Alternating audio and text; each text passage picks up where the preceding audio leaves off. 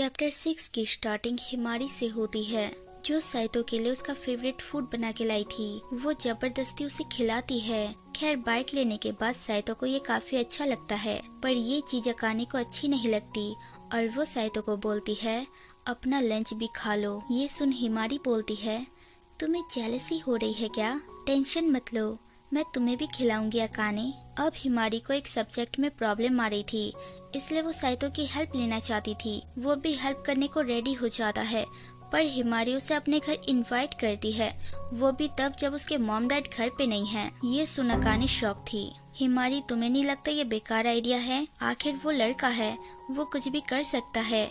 इस बात पे हिमारी खुश हो जाती है, लेकिन अकाने को इतनी फिक्र करते देख वो उसे भी इनवाइट करती है और साथ में साइतो की बहन को भी, क्योंकि उसने गलत टाइम में एंट्री मारी थी। पर अब फैसला होता है कि वो सब अकाने के घर जाएंगे। वहाँ वो चारों पढ़ते हैं और हिमारी साइतो की काफी तारीफ करती है, क्योंकि वो पढ़ाई में अच्छा था। अकाने तो बस उन्हें सुन रही थी। अब साइतो हिमारी से छुटकारा पाने के लिए बाहर चला जाता है, जहाँ अकाने भी उसके साथ आ जाती है। यहाँ पता चलता है साइतो की मेमोरी बहुत शार्प है, उसे हर चीज अच्छे से याद रहती है। इस वजह से उसे कभी कभी प्रॉब्लम भी हो जाती है। खैर ये खासियत उसे उसके परिवार से मिली थी। रात को साइतो पूछता है आखिर तुम डॉक्टर क्यों बनना चाहती हो? अब पता चलता है अकाने की एक छोटी बहन थी, जिसकी बहुत तबीयत खराब रहती थी, जिसके कारण उसके मॉम डैड ज्यादातर बाहर रहते थे ताकि हॉस्पिटल की फीस जमा कर पाए। और अकाने अपनी बहन की देखभाल करती थी, पर उसे उसकी बहन दर्द में देख ही नहीं चाहती थी, इसलिए वो डॉक्टर बनना चाहती थी ताकि वो ऐसे छोटे छोटे बच्चों को बचा पाए जो ऐसी सिचुएशन से गुजर रहे हैं। साइतो को उसकी बहन के बारे में सुन के बहुत बुरा लगता है। खैर जब से ये बहन वाली बात हुई थी, तब से अकाने बहुत ज्यादा दुखी रहने लगी थी। साइतो को समझ नहीं आता क्या करे, इसलिए वो अपनी बहन से एडवाइस लेता है और अकाने से घूमने जाने के बारे में पूछता है। वो रेडी हो जाती है। अगले सीन में साइतो शॉक था उसकी ड्रेस देख के।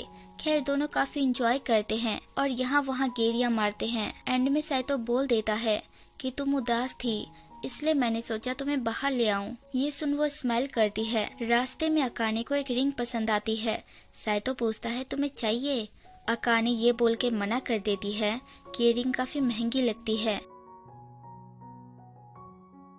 चैप्टर 7 की स्टार्टिंग साइतो और अकाने के झगड़े से स्टार्ट होती है, जहाँ साइतो को उस रिंग की याद आती है जो अकाने को पसंद आई थी, इसलिए वो अपनी बहन के साथ उसके घर चला जाता है, जहाँ उसे उसकी आंट मिलती है, जिनसे वो पार्ट टाइम जॉब मांगता है।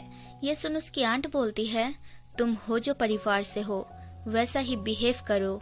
खैर यहाँ उसकी आंट को साइतो की शादी से प्रॉब्लम थी, क्योंकि उसने एक आम सी दिखने वाली लड़की से शादी की थी जो उसके लायक बिल्कुल भी नहीं है। ज्यादा बात ना करते हुए साइतो की आंट उसे एक जॉब ऑफर करती है। अब रात को साइतो उस जॉब को करने के लिए लैंग्वेज सीखने की कोशिश कर रहा था। वहाँ अकाने आ जाती है जो उसे पढ़ते देख हैरान थी, पर साइतो कुछ दिन से काफी लेट घर आ रहा था, जिसके चलते अकाने को काफी टेंशन होती है और उसके बॉडी से लड़कियों की खुशबू आते देख उसकी टेंशन और भी बढ़ जाती है। अब वो अपनी दादी से इस बारे में बात करनी चाहती है। अगले दिन स्कूल में अकाने को साइतो की बहन से सेम खुशबू आती है और वो उन दोनों को घूरती है। रात को साइतो फिर से लेट था, इसलिए अकाने उसकी डायरी से एक नंबर को डायल करती है। उस फोन को पिक करने वाली उसकी आंट होती है, जो अकाने से काफी कड़वी बातें करती है, जैसे मैंने सुना है शादी तुमने जबरदस्ती की है, तो तुम साइतो के पीछे इतनी पागल क्यों हो रही हो? ये बोल वो फोन कट कर देती है और इस बात से अकाने भी सहमत थी। खैर साइतो के घर आने के बाद अकाने उस पर बहुत भड़कती है और चिल्लाती है अगर तुम्हें तुम्हारी बहन इतनी ही प्यारी लगती है तो उसी के साथ रहो, मेरे साथ रहने की जरूरत नहीं है। ये बोल के वो जाने लगती है, लेकिन साइतो उसे रोकता है और वो रिंग पकड़ाता है, जिसे देख अकाने हिचकिचाती है। साइतो बोलता है मैं इस रिंग को लेने के लिए इतनी मेहनत कर रहा था और रोज लेट आने के लिए माफ करना। अकाने शर्माती हुई उस रिंग को लेके चली जाती है और निकल के बोलती है शुक्रिया। उस दिन के बाद से अकाने काफी खुश रहने लगी थी। दिन भर उस रिंग को देखती रहती थी और साइतो को रोज उसका फेवरेट खाना खिलाती थी। साइतो उसे हर जगह नोटिस करता रहता था, पर अकाने की खुशी ज्यादा दिन तक नहीं रही। एक दिन वो घर आती है और बैग चेक करती है।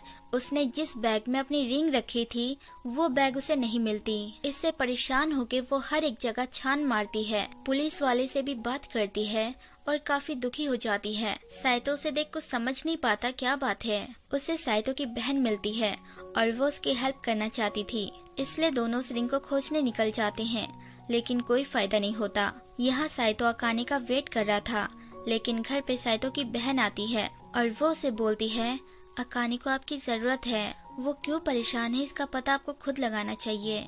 अगले दिन साइतो स्कूल के बाद अकाने का पीछा करता है और समझ जाता है कि वो क्यों परेशान है। अकाने बारिश में बैठे बहुत दुखी थी। वहीं साइतो आ जाता है।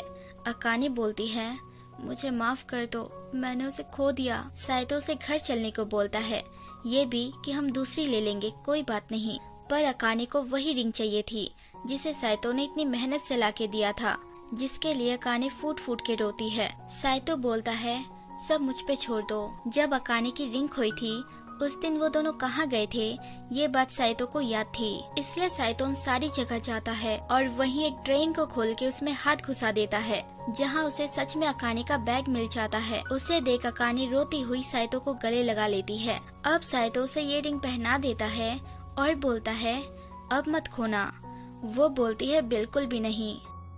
सो hey everyone, thanks for watching. अगर मेरी वीडियोस जरा सी भी अच्छी लगे तो लाइक शेयर सब्सक्राइब कर देना और बेल आइकन जरूर दबा देना ताकि आप तक नोटिफिकेशन आती रहे। Take care, bye.